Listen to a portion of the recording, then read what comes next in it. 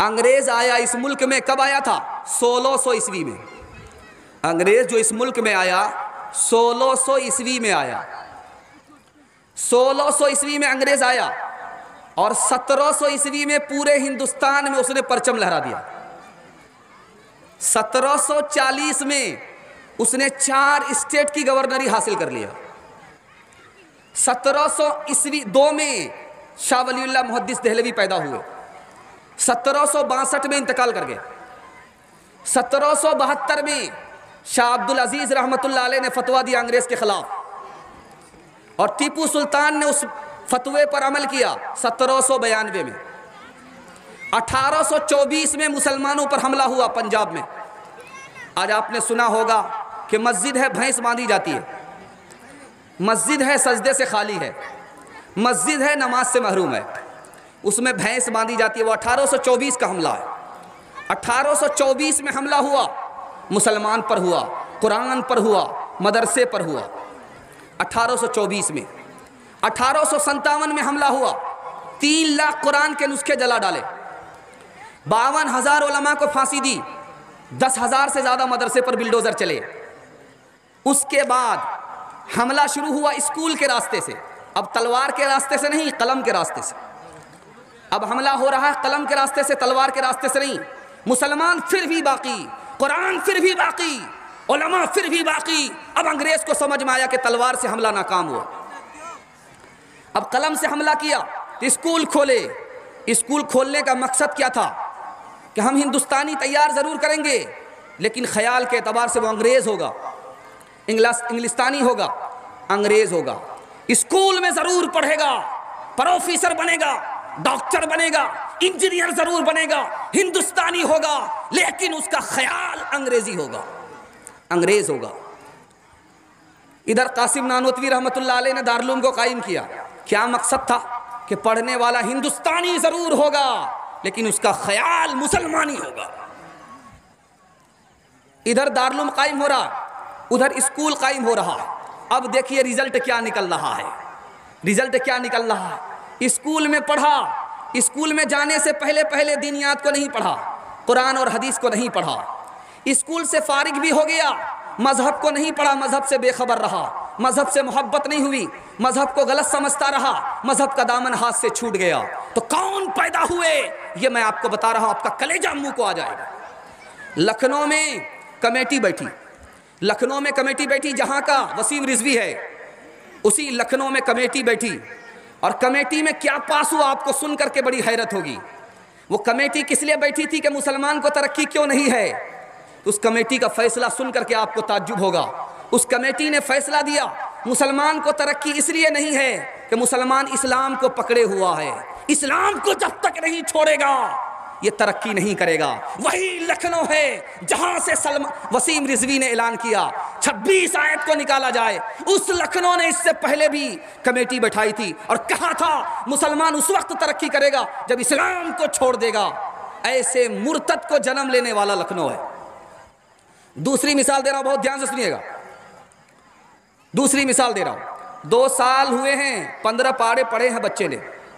Master साहब आए, रियासत रामपुर की बात है, लखनऊ और रामपुर की तारीख को देखते जाइए, लखनऊ की तारीख को देखते जाइए, अंग्रेजी के असर को देखिए।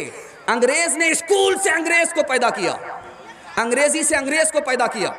ध्यान दीजिएगा, जो लोग स्कूल में जाने से पहले कुरान से दूर रहे, मजहब से दूर रहे, वो वसीम रिजवी के रास्ते पर चले गए। दूसरी मिसाल दे रहा हूं, मास्टर साहब है, बाप से पूछता है कि तुम्हारा बच्चा स्कूल नहीं आता है, मदरसा जाता है। कहा कि अभी कुरान पढ़ रहा है, 2 साल हुए हैं, 15 पारे पढ़े हैं, 2 साल और हो जाएंगे तो 30 पारे मुकम्मल हो जाएंगे, फिर स्कूल जाएगा, अभी पहले मदरसा जा रहा है। उसका जवाब सुनिए, उस मास्टर मुसलमान का जवाब सुनिए, उस मास्टर मुसलमान का जवाब सुनिए। वो मास्टर मुसलमान कहता है कि तुमने 2 साल मदरसे भेज दिया, स्कूल नहीं भेजा, बच्चे के 2 साल बर्बाद हुए, और 2 साल अगर और भी मदरसे में रखोगे तो 4 साल बर्बाद हो जाए। तीसरी मिसाल दे रहा हूं, प्रोफेसर फैजी, प्रोफेसर फैजी नाम याद रखिएगा।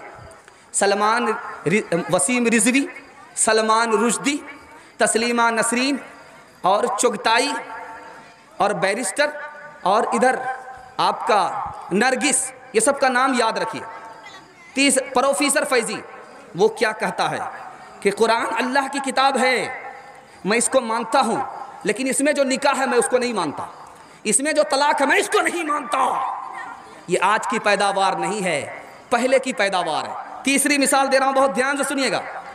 चुगताई है और सुप्रीम कोर्ट का जज है, वो क्या कहता है, मैं मुसलमान हूँ लेकिन मैं दफन होना नहीं चाहता। मैं मुसलमान ज़रूर हूँ, मैं दफन होना नहीं चाहता हूँ। कुरान के दफन को मुझे कबूल नहीं, हदीस का दफन मुझे कबूल नहीं, मैं आग में जलना चाहता हूँ, मैं दफन होना नहीं चाहता। चौथी मिसाल दे रहा हूँ, बहुत ध्यान से सुनिएगा। नरगिस अदाकारा है, मुसलमान है, मरने से पहले वसीयत करती है, अपने माँ बाप को, रिश्तेदार को वसीयत करती है कि जब मैं मर जाऊं तो मुझे जला देना, मुझे दफन मत करना। ये क्यों हुआ? इसलिए हुआ स्कूल में तालीम लिया, इससे पहले मदरसे की तालीम नहीं मिली, स्कूल के बाद भी मदरसे की तालीम नहीं मिली। स्कूल में तालीम लिया, पढ़ाने वाले दीनदार नहीं थे, दीनियात को नहीं पढ़ा, दिमाग खराब हुआ, मजहब को गलत कहा, मजहब का दामन हाथ से छूटा, मजहब से बेखबर हुए, मजहब से नफरत किया, मजहब को गलत कहा। इसलिए खुदा के वास्ते हाथ जोड़ करके आपसे कहता हूँ, प्रोफेसर बनाइए बनाइए, इंजीनियर बनाइए बनाइए, डॉक्टर बनाइए बनाइए शौक से, लेकिन पहले अपने बच्चे को मुसलमान बनाइए। अगर आपने बच्चे को मुसलमान नहीं बनाया, मजहब की तालीम नहीं दी, ये बच्चा आगे चल करके सलमान रुश्दी बनेगा, वसीम रिजवी बनेगा। कसूर उस बच्चे का नहीं होगा, कसूर आपका होगा। 3 मिसाल दे रहा हूं, पैगाम को खत्म कर रहा हूं। आप लोग सुनने के लिए मुकम्मल तैयार हैं? दोनों हाथ उठा दिए इंशाल्लाह। कुंवारे लोग हाथ मत उठाइएगा, बीवी तक का मुंह नहीं देखा, बाल बच्चा कहां से होगा। खैर, बड़े बड़े से गलती होती है, जाने दीजिए, इरादा कर लीजिए, ध्यान दीजिएगा। 2 मिसाल ला रहा हूं, पैगाम खत्म कर रहा हूं। दादा के साथ पोता आ रहा है, इमाम साहब ने कहा कि बेटा तुम्हारे दादा शिकायत करते, नमाज क्यों नहीं पढ़ते हो? बच्चा से करा, स्कूल में बच्चा है, मदरसे की तालीम नहीं है, स्कूल में बच्चा है, दादा के साथ आया मस्जिद में, तो दादा ने शिकायत किया कि मेरा पोता नमाज नहीं पढ़ता है, ज़रा इसको नसीहत कीजिए। तो इमाम साहब ने कहा कि बेटा तुम्हारे दादा शिकायत करते हैं, नमाज क्यों नहीं पढ़ते हो? कहा नमाज किसके लिए पढ़ूं, मुझे तो खुदा के बारे ही में शक है। तो इमाम साहब ने कहा कि तुम नमाज पढ़ने की बात करते हो, इसके पास तो ईमान ही नहीं है, पहले ईमान की फिक्र करो। लंदन से पढ़ करके बच्चा आया, मुसलमान बच्चा है, रमज़ान के महीने में तरबूज खा रहा है। तो लोगों ने कहा कि तुमको शर्म नहीं आती, छोटे छोटे बच्चे रमज़ान में मुसलमानों के रोज़ा रखते हैं, तुम तरबूज खा रहे हो, तुम्हें पता नहीं कि रमज़ान का महीना है? तो क्या कहता है, मैं जनवरी फरवरी जानता हूँ, शाबान और रमज़ान नहीं जानता।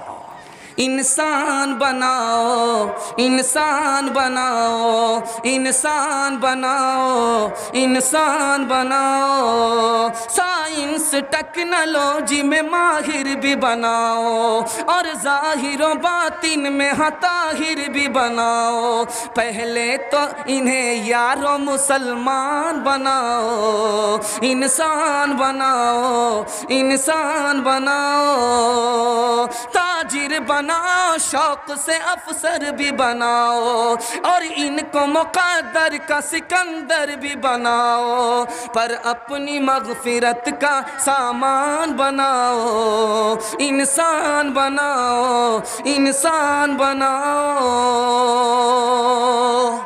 ध्यान दीजिएगा, आपको आखिरी पैगाम सुनाने के लिए जा रहा हूँ, उसके बाद माँ बहन तक पहुँचूँगा, जवान को पैगाम दूँगा, और बूढ़े तक हमारा आखिरी पैगाम होगा। 10 से 15 मिनट में आपका जलसा ख़त्म हो जाएगा। साथ देंगे? हाथ उठा दिए इंशाल्लाह, हाथ उठाइए। बिल्कुल आपका जलसा 2 हिस्सा निकल गया, सिर्फ 1 हिस्सा बाकी रह गया। मुसलमान बर्बाद क्यों है, इसको ध्यान दीजिएगा।